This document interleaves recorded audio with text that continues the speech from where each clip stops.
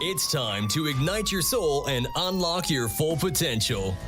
Join us on Beneath the Helmet, the podcast exploring firefighters' health and wellness. Hosted by retired fire chief Arjuna George, our podcast is the perfect place to start your journey towards becoming the best version of yourself. So come on, let's join the conversation and find out what sets your soul on fire. All right, welcome back to episode number 25, Beneath the Helmet. Once again, just want to thank everyone for their continued support. We're coming up to the year end, and I'm very, very excited to see what 2024 brings for Beneath the Helmet. So just want to say thank you, and feel free to share, like, comment, tell us what you think about Beneath the Helmet, things we could improve on, guests we could have on the show. I'm super eager to hear what you would like to see Beneath the Helmet look like in 2024. So today I get the pleasure to sit down and have a great conversation with Dr. Michelle Finneran. She's a clinical psychologist, counselor based out of Florida. She's also a fellow author who just released a brand new book called The Compassion Conundrum. There'll be links in the show notes on how to access that. It is now available as of October 31st, 2023. So please sit back, enjoy this episode with Dr. Finneran as she shares her experience and her stories as a mental health professional. And her real specialty is assisting with first responders and service providers. That is her niche, and that's where she's passionate about helping. She really specializes in stress, burnout, and also compassion fatigue, which she experienced herself personally. So I hope you enjoy this show and take away some nuggets. Until next time, stay well. All right, welcome back to Beneath the Helmet, everyone. Another episode of amazing dialogue with leaders from across the world. So today I have Dr. Michelle Finneran, and she's going to share a little bit about her story and where she came from and what brought her to being on this podcast today and serving the first responder community. So welcome to the show, Dr. Finneran. Thank you. Thank you for having me. I appreciate it. So I'm a mental health therapist in the Coral Springs, South Florida area. And I've been in private practice for about 13 years. And my main focus, I really didn't have a niche when I first started out. It just kind of happened and developed in a way. So I want to say during the pandemic is when I really, really found the population that I really wanted to serve in my practice, my clinical therapeutic practice. And the people that I want to help are people that help others in the community, first responders and service providers. So I began focusing my practice and getting involved with different agencies and cities to collaborate with them, to work with them, to figure out what are some of the struggles and the therapeutic things that as a therapist I could do to kind of help them serve their community better. So I think it was really important for me to dive into that, get immersed in that. And I really have, it's been very, very rewarding. I mean, extremely rewarding to work with this population because it's a unique population to work with because they have their own little niche and family within their whole profession. And it's really kind of cool to break through when you're able to build rapport and trust with a first responder or a service provider. Was there any surprises kind of going into detail with this population? Any surprises to you that you didn't know about the first responder world? Yeah, there were a lot. When I was doing my training, I did for one of the city's firefighters 2-day training, a collaborative initiative with City of Coral Springs. And then what they did is the first day was talking about firefighter life and what they kind of go through and histories. And the second day, is clinical clinicians awareness. Mm-hmm. So the second day was actually like getting into full gear and into full suit and actually going into a smoky building, obviously not on fire, and pulling out a very heavy dummy. And I almost died. And that was just like a simulation. But seeing that in practice and feeling that, I'm like, number one, I'm not even, there's no way I can even conceptualize, even with the therapeutic process of what these men and women go through that are in the front lines. And so that was the closest I've gotten to experience like the armor on, the sweats, the hyperventilation, pulling out a dummy that was a dummy, not even a real person, not even a real fire. And it was just a very, very eye-opening and awakening. And that's when I started to really want to work in this field, in this community with professions. Beautiful.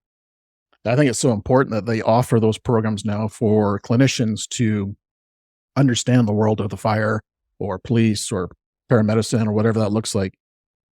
Because I don't think that was around 5 years ago where you could actually understand the culture and the terminology and the language and like you say, the uniqueness of the fire service.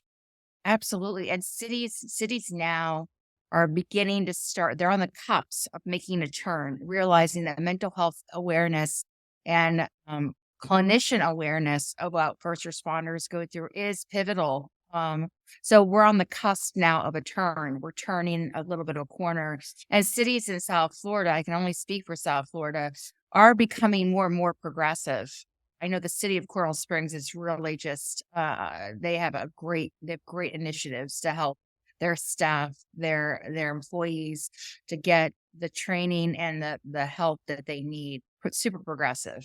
And I'd like to like promote that with municipalities and cities to be on that cusp, that cutting edge of like what is really important in cities and first responders and firefighters and law enforcement and even in nurses and hospitals, administration, everyone that deals with a lot of trauma.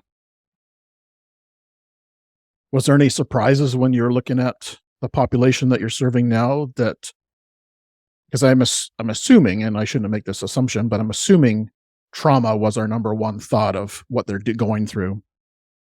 But did you find any other mental health issues or challenges that first responders go through besides the trauma? I found that there is a lot of substance use, Mm. alcoholism going on. I find marriages are really suffering. Families are really suffering now of the aftermath of the pandemic for first responders. Um, those types of things after the aftermath of marriages, families, substance abuse.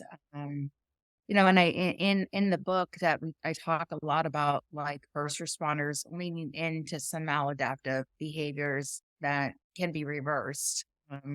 So that was what they were dealing with in the aftermath of the pandemic.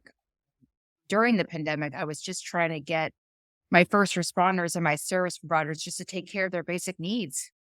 I mean, just to make sure that they're sleeping, make sure they're getting plenty of sleep, make sure they're resting, and, make sure that they're eating because they were on the go, super busy. My nurses I would see, I had some nurse managers and some nurse directors I would see at least once a week because of the hospital population. Basic needs during the pandemic and the aftermath is like substance abuse, suicide. We're seeing a lot of families and marriages really needing some support and some help during this. You could sum up that challenge for first responders after the pandemic. What would you encourage first responders to take care of starting today if they were listening to this? What's one thing they could do today that could start reversing some of that? Start really taking your mental health into consideration. Like, don't compromise your mental health. And it affects every sphere of your life. It affects everything. It affects your job. It affects your marriage. It affects your family. It affects your finances. It affects just about everything. If you don't have good mental health, you're probably not going to have good physical health because those two kind of go hand in hand. So your mental health can no longer be ignored. It just can't. And it's no longer, I know first responders, they're kind of iffy about needing the mental health. This population they're not as trusting as the average clientele. And I want to debunk the stigma, particularly for this population. It's no longer a stigma. You're not going to be looked at as crazy if you go speak to a counselor or you see a psychiatrist or a psychologist or a therapist for just a talk therapy or to get some sort of treatment and strategy. Yeah, I think a lot of people associate it with mental illness, mental wellness, mental illness. And mental wellness really is like mental health Hmm. is strictly just taking care of your brain. It doesn't necessarily mean that everyone should be doing that. Every single person in the world should be taking care of their brain, just like they're taking care of their bodies, right? So, Yeah, I mean, yeah. we have personal trainers Mhm. that help with your physical health. With nutritionists, you need a mental health professional to help train and help. And it's not about mental health diagnoses. Mm. It's about health and wellness. Exactly. Yeah. It's because you go to see a mental health therapist doesn't mean you have diagnosis of a DSM-4. It means that you know you're getting a full workup on and tune up like you would go take your car to a mechanic. And same kind of analogy, same kind of synopsis. So important. So important. So you mentioned your new book. You have very exciting times. October 31st, your book, The Compassion Conundrum, is coming out. Yes. Yes. So I'd love to dive into, first of all, the name of the book. Can Mhm. you describe where that came from and what that means to you? Me and my team were brainstorming and we were thinking about different titles to really nail down um, the essence, a title that would to nail down the essence of what this book is about. And I felt that this title, The Compassion Conundrum, is for strategies for first responders and service providers to prevent fatigue, was the best type of title because when you have compassion, you usually don't have a conundrum. Mm, You mhm, usually don't have a conundrum. mm. But in this case, as a first responder, because there's so much compassion fatigue in the field, it becomes a conundrum in your personal and your work life. So that's why the compassion conundrum, and these are strategies for first responders and service providers to help them denote the differences between stress, burnout, and compassion fatigue and what to do about it. And actually just being aware of the symptoms and understanding the strategies and tools that are in place, which are outlined in the book, and some treatment modalities when working with a mental health clinician as to how to work with a therapist with these different models that could be like upgrade your life, and increase in your level of functioning. Excellent. Well, congratulations on this book coming out very shortly. We'll touch on Thank that at you. the end of the show as well, and we'll make sure in the show notes there's links to obtain that as well. So I'd love to hear your definition and description, the difference between stress and burnout. You talk about it in your book, but maybe if you could just share some nuggets there of the difference there. Sure. With stress, there really hasn't been a clear cut definition of what stress really is. It varies. The most popular one I found in my research is physical, mental, or emotional strain or tension. Another one is a condition or feeling experienced when a person perceives that the demands exceeds the personal and social resources that an individual is able to mobilize. So there's no real cut definition, but that is the most popular terminology that I have researched to find. Um, Different from burnout. And as we talk about stress and burnout and compassion fatigue, those vary in severity. So stress is a less severe a notion of burnout, which is a less severe notion of compassion fatigue. So that as we go along, it increases in severity. Now, burnout, how I research burnout is just a state of emotional and physical exhaustion caused by prolonged stress. So it's like where stress is feeling like you are there's this for with passion fatigue. I mean, with burnout, there's such a high level of demand, and you can't output more than what you're putting in. So it saps energy levels and it leaves a person feeling hopeless, powerlessness, cynical, and resentful. And it threatens jobs. We talk a lot about job burnout, relationships, and health. Okay. So that's really the difference in terms of it. With stress, stress can be paralyzing or negative stress and can become overwhelming where people reach a level of fight, flight, or freeze. So they leave that's their defense mechanism when dealing with stress, but it surpasses. It's not as prolonged as burnout is. And burnout is you're trying to exceed high demands that you're not really making, and therefore you feel depleted. You feel completely hopeless. And that is the main difference. Not feeling enough. You're not doing enough. You're not feeling enough. There's a deep void of motivation and beyond caring. So that's my definitions between the differences between stress and burnout. So when I was going through burnout myself, and that's why I retired from the fire service early, I noticed, and I didn't notice this until about 2 years later, that I would actually lost confidence in my final days of work before leaving. How does confidence kind of integrate into burnout? Any thoughts there? Yeah, I mean, confidence. Like if you're not if you're just completely not motivated, or if you don't have any type of a feeling of an emptiness, that affects your whole core. That affects your whole being. Personally, your personality change. There's personality changes that take place. There's health issues that take place when there's stress and there's burnout. It just impacts your whole core. And of course, it's going to affect your self-esteem and your self-confidence of not like, no, not, you don't feel like you're doing enough, like you are enough. And that taps in on many different levels, not just a professional one, but it bleeds into your personal life as well. Yeah, that am I enough is definitely a common self-talk that many people going through burnout will experience.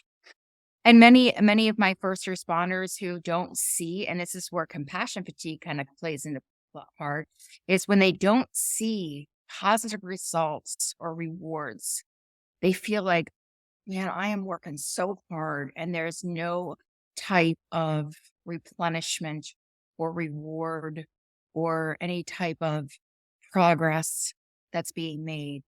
And that is like you are with compassion fatigue. This is why compassion fatigue is very it's specific to first responders and service providers, because you just feel completely like you are pouring out all the time, pouring out, giving, protecting, helping, assisting all the time, and you're not getting anything back, maybe. And that is the feeling of feeling just the costs of caring.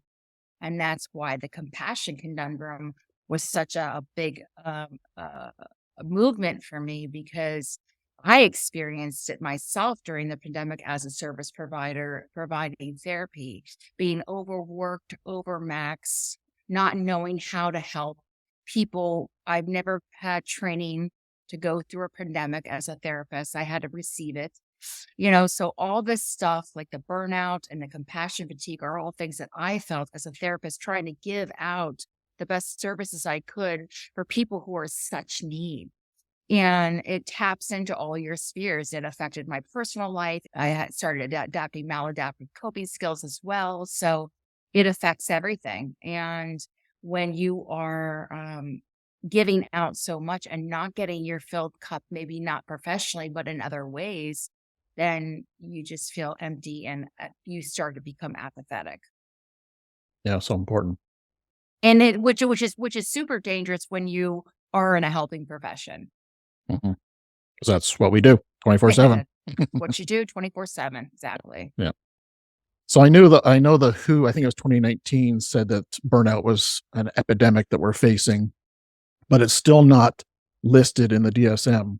What's your thoughts that it'll take it to get there? Like, I mean, what? I mean, people are, this is like burnout, compassion fatigue needs to be in there.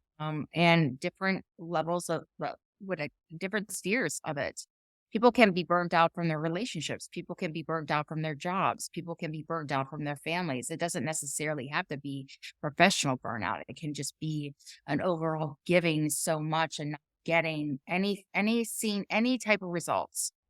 And so it needs to be in there really bad, because with compassion fatigue, there's also trauma related, vicarious trauma, secondary trauma that professionals are being exposed to. Um, for first responders and law enforcement and nurse managers and nurse staffs and hospitals, they see things that typical, regular people don't see, and they become desensitized in a way, the trauma that they've had because they have to in order to do their job. So with compassion to fatigue, there is secondary traumatic stress where you're being exposed to other people's traumas, either by witnessing it or by hearing stories about it or whatever the case may be. So it's definitely, uh, uh, we talk about PTSD, which I did talk about in the book, in comparison to compassion fatigue. But this is, PTSD is a higher level of that, which is in the DSM-4, but compassion fatigue and burnout needs to be in there. Do you envision that happening one day, or is that like decades away? Um, I don't know. I Mhm. don't know. I can't really say what what would be included. It changes with the revisions from every time the DSM gets revised or there's an updated one. You find new things in there that weren't there before, things that are eliminated or changed that, it depends on the revisions and the people that the psychological association and psychiatric association that develops that DSM manual. Well, I know for me, as when I was going through my early stages of burnout, I was also dealing with my mom passing away from cancer. My dad was in and out of the hospital. I was taking care of him. He had fallen his hip and broken his hip. So all the stress and everything that we see day to day in our work environment as first responders, there's also life on top of that.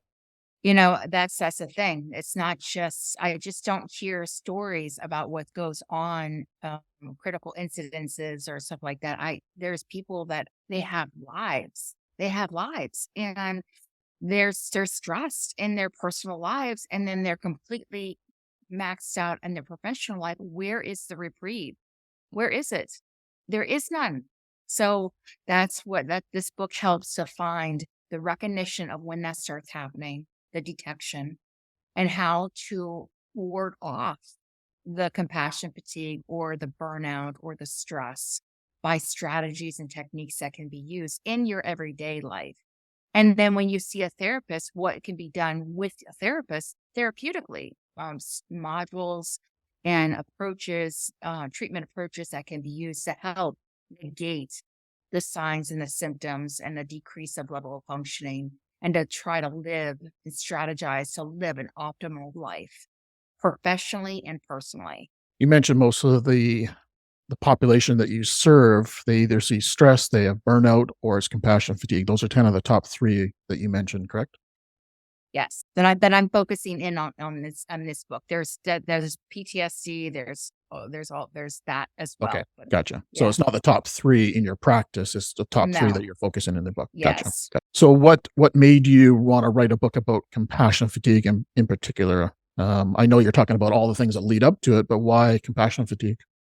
Well, compassion fatigue, I feel like because I experienced it myself just Mhm. being, and that's the first thing is like you have to have a personal kind of connection to the term and to what you're experiencing. So it happens in a personal and professional realm where care is critical. So I was experiencing it. So I was feeling it. So if I was feeling it as a counselor, as a therapist during the pandemic, and I was treating people that were first responders during the pandemic, and they were just experiencing so much that I felt that this was definitely a necessary term to kind of dive into because the focus has always been for first responders and service providers. The focus is always and will always be on other people's needs before your own. And that's just the way that it is when you are a service provider or you're a first responder.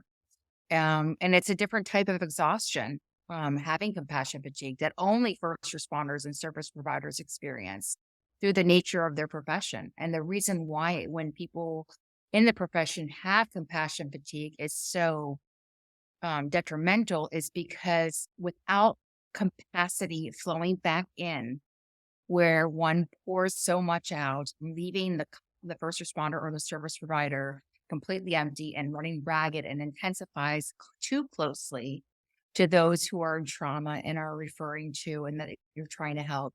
You have nothing left for yourself, and it becomes super problematic for the service provider or for the first responders because the compassion of caring starts to leave them.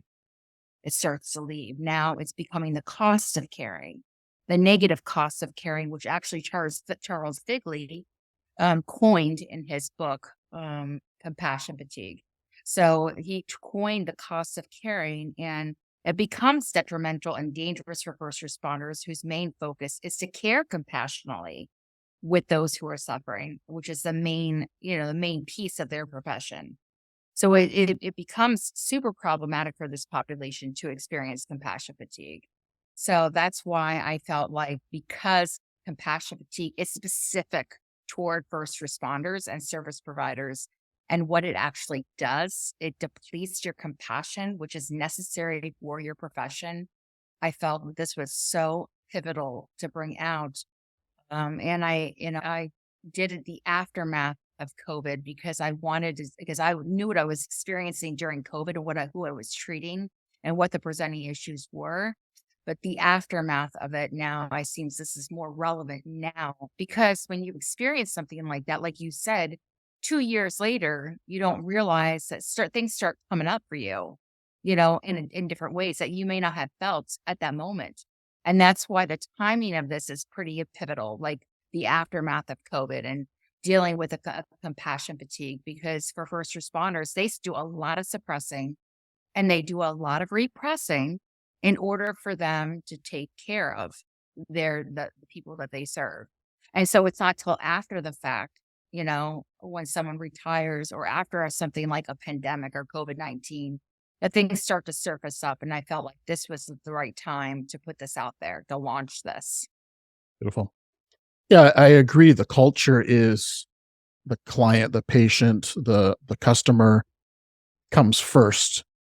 But I also think I don't agree with the fact that we should take ourselves as number two. I think we need to take ourselves as number one, so we're ready to be a top performer, the best firefighter, first responder, whatever that looks like when the time comes and those alarms do ring, that we're in top health mentally, physically, spiritually, Yeah. whatever that looks like. So the old culture of, they come first. Doesn't matter. They Mhm. come first, but we're killing ourselves in the process of doing it. Absolutely. You're sacrificing so much personally and professionally, just not making any room for yourself. And a lot of first responders just do this typically because they're trained this way. And it's a big downfall that they don't take themselves first, and that they just never they don't that's really their demise, is they don't put themselves first, and it becomes about everybody else, and they have no replenishment. Their cups never filled. And then after a while, you just become like, I just another level of exhaustion, a whole nother level of exhaustion and depletion that even comes from being burnt out. It's just like, I can't do this anymore. Like everything's starting to fall apart fast too. It can happen really fast too, or it can be a slow progression depending on the individual. So that's why I think that definitely putting yourself first in any situation, and making sure that you're able to provide good service for people. If you don't have good mental health, you're not going to be able to provide good mental health. If you don't take care of yourself mentally and physically as a first responder or a service provider, you're not going to provide essential help for them. It's almost like when you go to a trainer, this is going to sound kind of like off-putting, but you're not going to go to a trainer that's obese. You're not going to go to a trainer that's obese and out of shape. You're going to go to a trainer who they see results because they take care of themselves in order for them to train you how to take care of yourself. So that's kind of like the same thing. Like if you don't have good physical and mental health, and you don't put yourself first as a first responder or service provider, then you can't provide the care that is needed. I agree with that. Yeah. I coined a little word. I'm pretty sure I invented it. But a first you responder in my book, I talk about first you responder. So instead of being a first responder, let's start talking about us taking care of ourselves first so we can be that best responder, right? So first you Absolutely. responder. Yeah. That's great. That's great. It's a great kind of coined term that you Yeah. developed. Yeah, exactly. You should landmark it. Yeah. So if somebody's experiencing, who's listening right now, somebody's experiencing maybe compassion fatigue or burnout, what would they see within themselves to kind of identify that and go, oh, I need some support. I need some help here. What would they feel? They can feel completely drained, exhausted, and what's detrimental is the apathy. Becoming the apathetic of not really caring anymore. Okay, I don't have any more in me to care I don't care as much. I can't care as much. That's an extreme level of just feeling like emotionally feeling apathetic and just completely a whole nother level of exhaustion. Physically, there could be like weight changes, sleep changes. There could be typical immune systems failing because stress and burnout is hitting heavy, and we get sick more often. We're calling out to work more often because we're not feeling well.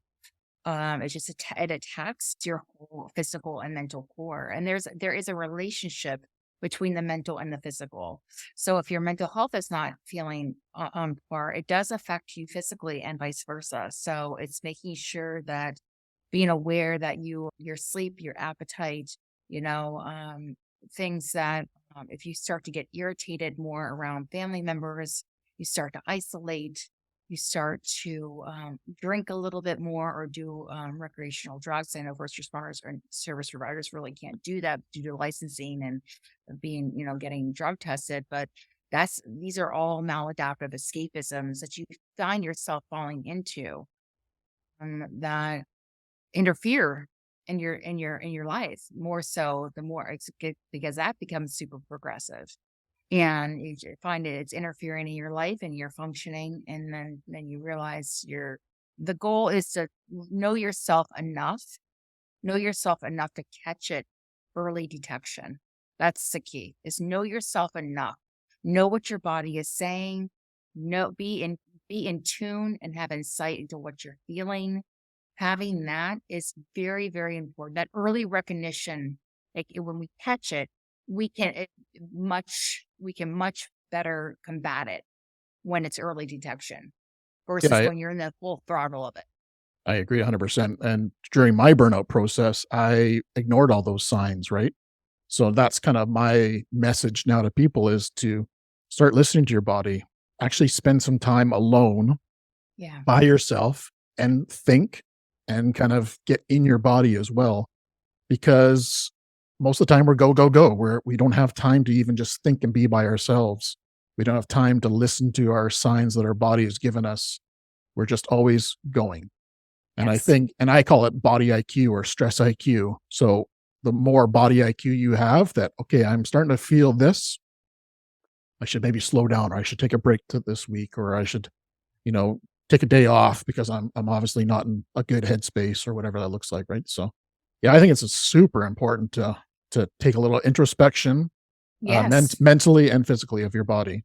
But do you know clinically how difficult and challenging it is for people to actually sit with themselves and yes. I'm not talking about like not scrolling, Mhm. Oh yeah.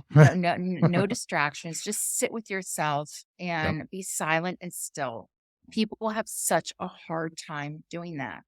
And they 100%. don't do that because they're afraid of what they may find. There might be all kinds of fears that arise from just being quiet and still. And just because you're sitting quietly and still in a dark room or a dim light room with no distractions, your mind is still racing and ruminating. So it's quieting the mind, and quieting yourself, and doing this as a practice when you get home from your day. And when you begin the act of decompressing, it's the way you decompress that can become part of your routine and your ritual, that can become part of the practice that you do to reset for the next day. Yeah, that transition is so critical. It is. Yeah. In your book, in chapter 3, you talk about some highlighting some tools to support people going through these challenges. Do you mind sharing some of those strategies and tools and what people could Well, take away? I definitely they're pretty common. There's 7 of them in there, and Okay. they're pretty common. But so often, common sense kind of goes out the window when you don't have a minute to stop, when you don't have a minute to breathe. Mhm. So there are 7 strategies in there that I highlight, tools and techniques that are in there that prevent methods to combat both all stress, burnout, and compassion fatigue in chapter 3.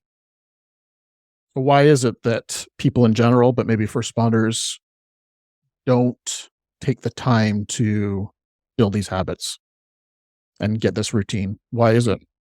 I think there's lots of barriers. I think that old mentality that you said about putting first is that's a big thing, hard to overcome for first responders and service providers, thinking that they have to be always good for somebody else. I think that my old mindset is probably that you described is probably the biggest barrier for putting these tools and techniques into action, Mhm. because these tools and techniques into action focuses on solely on yourself and the things that you need to do, not anybody else, not for anybody else, not with anybody else, but solely what you can do on your own to start that having that habitual decompression pattern, that can be part of your lifestyle, so you can feel on a regular reset, rejuvenated, ready to start your day. The good thing about social media and technology is there's so much education out there, like your podcast, super educational. At our fingertips that we can start learning and we can start incorporating. You don't necessarily people that are fearful of going to the therapist, the first thing that they do is they read up on what it is that they get self-diagnosed that they have, and they go on to forums and they read up on things and they learn about it. And then when it starts to become out of control and their friends don't really provide them the help that they need, professional intervention then needs to take place. And hopefully sooner than later that happens. Because if it's a later onset, it's we're in crisis mode now. We're just trying to, reel it in. So early detection and getting that mindset that no, I need, as a first responder, I do need to come first. And in order for me to be able to help other people, and these strategies are just specifically for an individual. It's not for your marriage. It's not for your family. It's for your mental health and your physical health. And they're very common and they're very useful if used to continuously increase your thriving capacity. I like that thriving capacity. So if somebody's listening right now and they're like, this is me, I'm either experiencing compassion fatigue or I'm feeling burnt out. Is there a light at the end of the tunnel for these people? How are they going to get out of this loop? It's doing the work, Mhm. recognizing that they're in this loop and they might be going down a rabbit hole, but recognizing, stopping it and reversing it takes some intervention, some introspection, and it's going to take some work. Like, I'm a firm believer in my clientele practice that I can only do so much as a therapist. I'm not going to do all the work. I will do 50% of the work. My clients have to do the other 50. It's a dual relationship, where the clients are meeting me halfway and we're working together. It's a working relationship that we're working together on strategies, on techniques. And then the world is the experiment, Mhm. after they leave my session, I give them a list of things to start implementing, and the world is their oyster. So they go out in the world and they practice and they implement. With that means that they're doing the work and they're coming back and they're saying, Dr. Michelle, this is what doesn't work. This is what's working. I want to stick to this and see where this goes. And sometimes it's just taking one thing at a time versus a whole laundry list of things For sure. and seeing what works, not to overwhelm. So and then when they come back and say, well, I did this, but I didn't do this. And when people work and they try and they make efforts, that has got to be praised. It does. It just has to be incentivized. You know, I did this, but I didn't do this. Well, let's not focus on what you didn't do. Let's focus right now on what you did do and make that, and then we can build from there.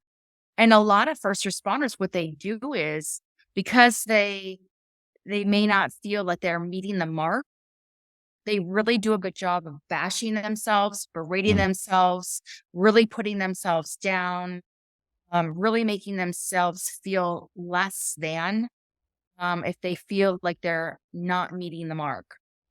So that is one thing that we're trying to cognitively reverse as well.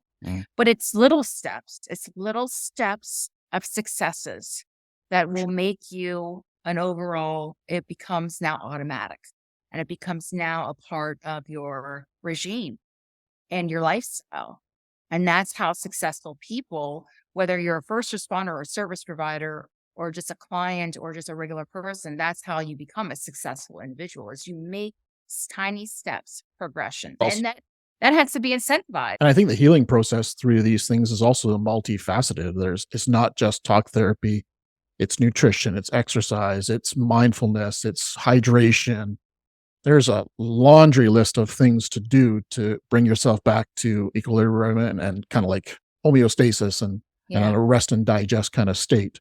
It's not just one thing. One thing's not going to fix it for sure. No. And the things that I have in there are just the 7 things that I have in there are just the main things. There are so many other things that I incorporate that are not in there in my life that are super helpful. Just to get your day started and to get your day on the right foot and have a good mindset, and then have an AM routine and a PM routine. And then in your PM routine, decompressing very differently than what we typically do, and so relearning how to do that, relearning how to have an AM routine that's going to get you rejuvenated and rested and ready to tackle the day, and a PM routine that's going to make you kind of like decompress, relax, self-soothe is key for this. Yeah, I would agree. What's your thought on somebody who's experiencing burnout or compassion fatigue, kind of the more extreme levels? Do they have to retire from their service in the first responder world, or can they come back healthy and still do that job of caring for others? They might have to take a break. They might have to take a leave. They might, depending on the severity. Yeah, I would recommend it. But they could also go back to work with some strategies in place. Absolutely. Yeah, good. Absolutely. Nice. Yes. That's the whole point of when you take FMLA, and I've put many service providers and first responders on FMLA, the Federal Medical Leave Act. Yeah, I've been out of the fire service for almost 3 years now, and I feel like my burnout recovery is pretty good. Like I feel like I'm kind of on top of things, and I got good tools and strategies.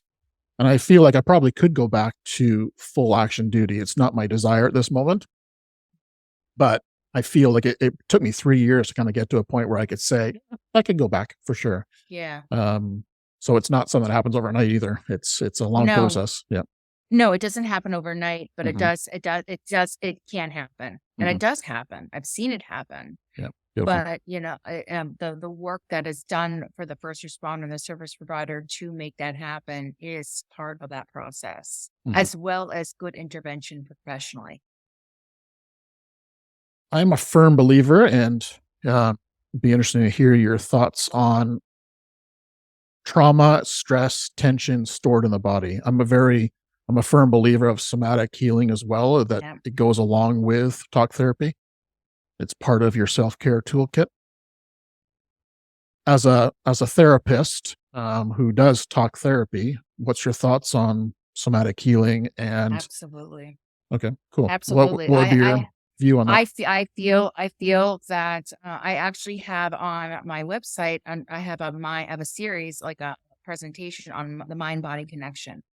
And it talks a little bit about how when stress and trauma is stored, it can't come out psychologically and, as a psychological manifestation, or it can come out physically. So that mind-body connection is very important. And if you're not feeling up to par physically, you're probably not going to have the best mood. Probably not that you have a diagnosis, but you're probably just feeling like off because you feel physically off. Same things when you're mentally off. And, I feel like when people have so much stress, things start popping up medically that never happened before.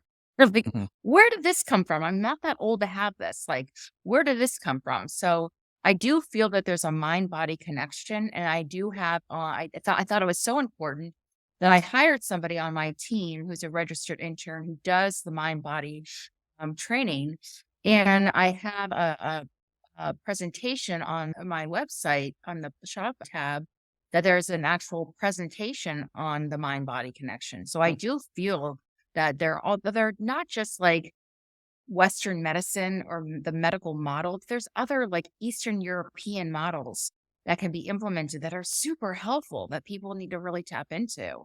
I also feel I'm a firm believer in, I don't know, this has just been my experience working with people of a spiritual based clientele versus someone who's not spiritual. During the pandemic, I found that people that had a faith based orientation were doing much better in life during the pandemic.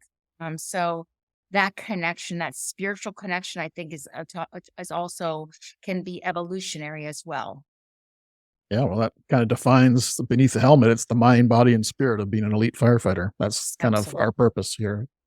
So I'm glad to hear that, because I think it might not be considered a practice by a lot of professionals out there that, no, that somatic work doesn't work. Talk therapy is the only way.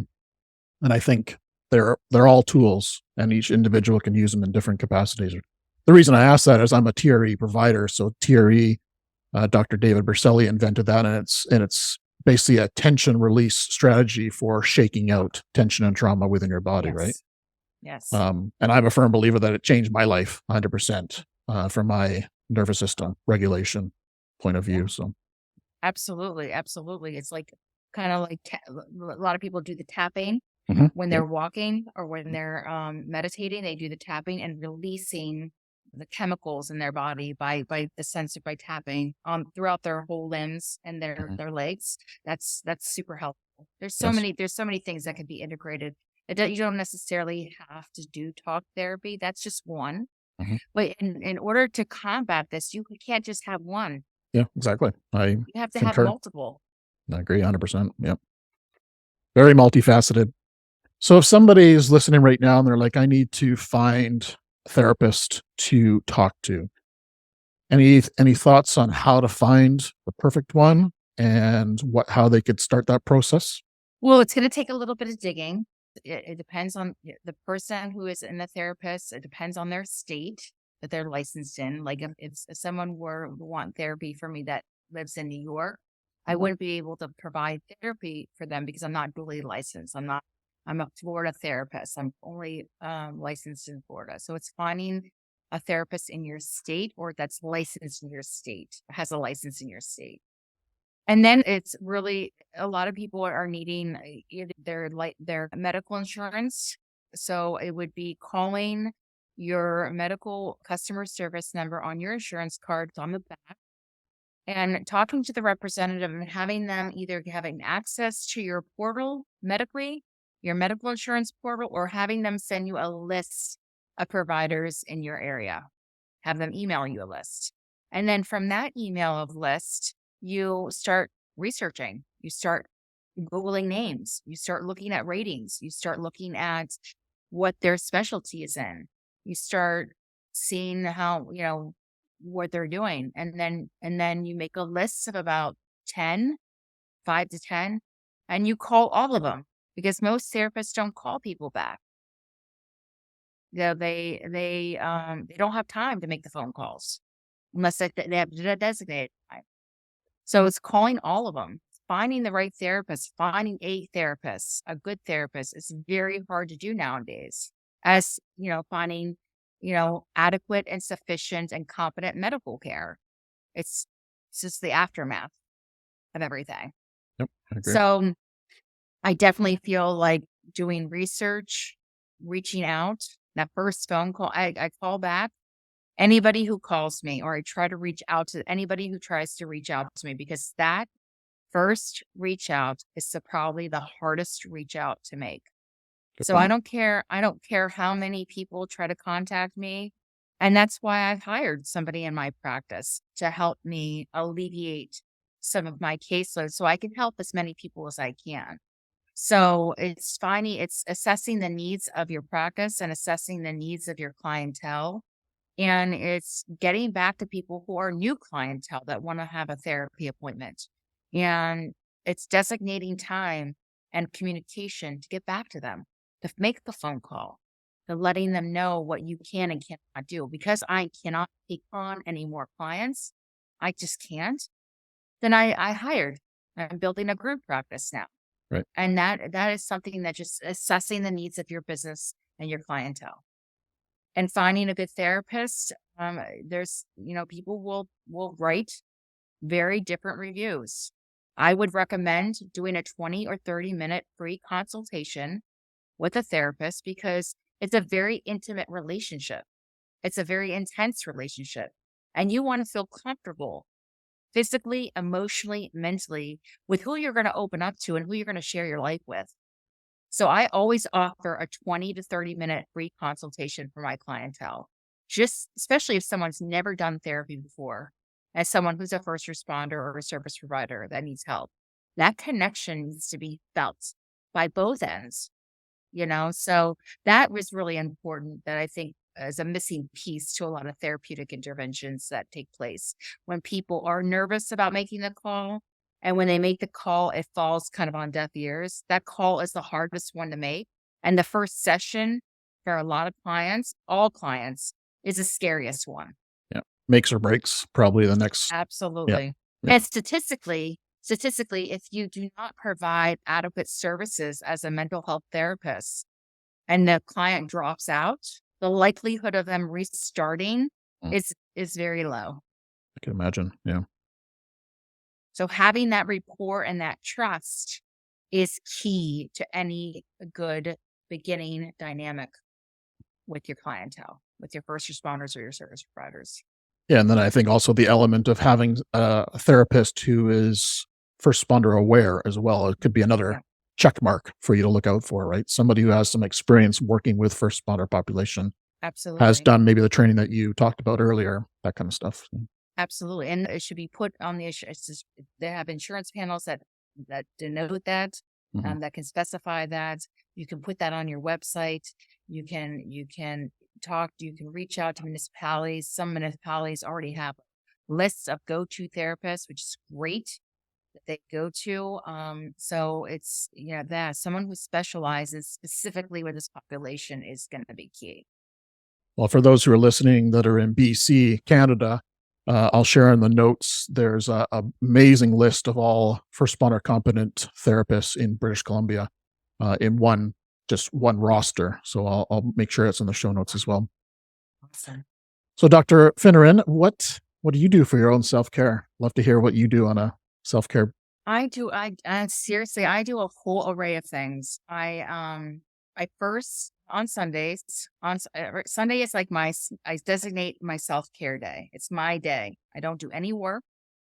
That's the day I spend time with my mom, who is just like, she fills my cup. So she's an important person. She's 83 years old and she's cute as a button. I just want to put her in my pocket. I spend time with her.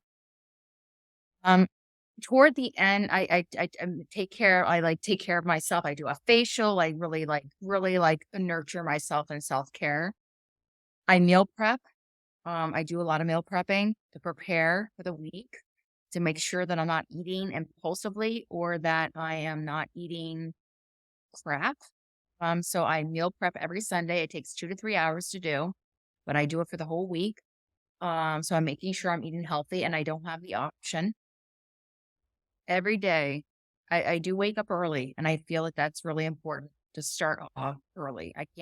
I go to bed early, relatively early, and I wake up relatively early, even on the weekends. That synthetic rhythm has to be consistent. And so I make sure that happens for me. I really do not engage right now in any type of alcohol at all. Sometimes I'll socially drink. But right now, I'm really focusing in on my health and my physical health and my mental health. So negating that right now, it's in the house, but I have 3 bags of trick or treat candy, Halloween candy that is like my favorites. Yes. And I have alcohol in the house. I'm putting in the house, and I have more control over it. And so I'm not touching it. I don't want to. It's there, but it's not even a thought. It's not even going to be a vice. So putting things in place to really reel in your self-discipline is very important. I'm an avid reader. I read a lot of self-help books to help me and to help my clients. At night, what I do is in my notes, I develop a prayer on Sunday nights for the week. I develop a prayer. So like a new one each week. A new one each week. Oh, interesting. Depending on the week and depending what I'm feeling for upcoming. So I do that. And every morning of the week and every night, I read the prayer out loud to my higher power. I do that every day. Every day. I recently started implementing that, which has been super helpful for me. Very cool. Super helpful. I go for a 60-minute walk every single day outside. And if it's raining outside, or if I can't seem to do it outside because of the weather or whatever, I do yoga indoors or out. So there's always something. If I'm feeling super aggressive, it really depends on how I feel. My exercise and my health regime really depends on how I feel. If I'm feeling super like anxious or I'm feeling super angry, I will get out my aggression on the racquetball. I call that impact therapy. I just do that for like 30 minutes, 45 minutes, sweating. And then after that, you're just completely like, you have nothing left. So there's no more anger. There's no more anxiety. There's nothing. You're just hitting something. I think it helps me that's had an impact. And then just like listening, shutting out intentionally outside stressors. I'm not going to let outside stressors into my sanctuary. I just can't. I can't. If I want to get informed, I do it in my own way. I do not do it on listening to anything, watching anything. I'll read it if I want to be informed. And that's seldomly. I do not scroll. Very rarely do I scroll. I only use social media for business and for collaborations. I don't use it as a measuring stick to compare myself to other people or what people are doing and what they're not doing, which is a big thing that my youth, my teens, and my young adults really have a hard time dealing with. I go to bed really early. I wake up really early. I do have to have a cup of coffee or I can't really formulate a full sentence. Nothing wrong with that. Nothing wrong with that. If that's the only advice I have, I think I'm doing pretty good. 2 cups of coffee so I can so I'm not sleepwalking out there. Totally. So there's it's not just one thing. Yeah. I also see a therapist. I see a therapist as a therapist. Like there's no shame in the game. I mean, there's no shame in the game. I need to talk to somebody who's a professional that can help me with the things that I'm going through or that I'm dealing with on a personal or professional level. I have to have good mental health in order to provide good services, like a service provider or first responder. You have to have a good physical and mental health, and that means taking care of yourself, investing in yourself, thinking of yourself enough to put yourself up there on the priority list and make yourself number one, like you said first. Yeah, beautiful. Yeah, I'm so glad you said that about your own mental health with having your own therapist, because I think that's absolutely it's important for people to hear, and I don't think there's any shame in saying that. Like we said earlier, it's like this is part of your health and well-being. It's not mental illness. You don't have to have a DSM, anything like that. It's just taking care of yourself. Absolutely, plain and simple. Plain and simple. It's part of the recipe book that I'm tweaking it and I'm modifying it as I need to, as I feel. And so that has been kind of like not being, you can't be so rigid in your regimes and your self-care. It changes. And sometimes when we get too complacent or we start to flatline a little bit, then we have to do something to change something to kind of feel a little bit more progressive. So it's always monitoring it, supervising your regime, and it's also tweaking it accordingly and modifying it to what you're in. How we were 3 months ago is not how we are today. We're constantly in flux. We're constantly changing. We have to keep up with ourselves, and that's listening to ourselves. That's talking to ourselves. That's hearing ourselves, what we're physically feeling, what we're mentally experiencing. and doing something about it. It's been a fantastic conversation. How can people learn more about Dr. Finneran, and how can they get a copy of this book that is coming out October 31st? It is only right now. It's on my website, beckandassociates.com. And on the website, you'll see different tabs, some of the shop tab, and you can order it from there, right directly from the website. It's $15 for a 49-page kind of integrated therapeutic and tool-oriented manual for first responders and service providers.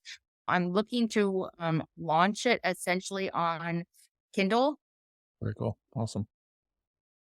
Well, Dr. Finneran, I appreciate you sharing your nuggets of wisdom, your experience, and your passion towards supporting first responders. I really appreciate that. And on behalf of all first responders across North America, thanks for being there for us as much as we're there for everyone else as well. So I appreciate that.